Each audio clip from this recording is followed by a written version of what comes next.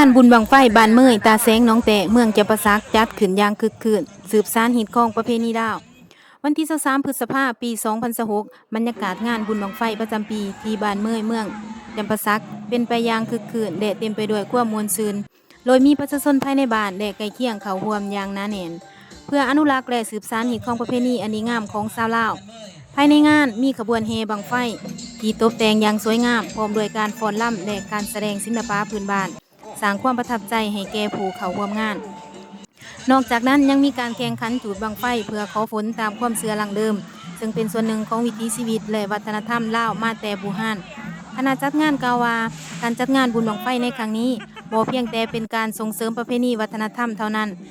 แต่ยังเป็นการสร้างความสามัคคีในชุมชนและดึงดูดนักท่องเที่ยวให้เข้ามาสัมผัสวัฒนธรรมท้องถิ่นอีกด้วย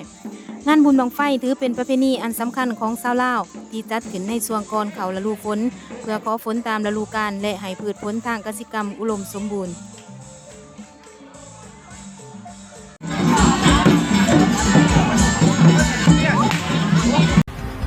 อย่าลืมกดไลค์กดแชร์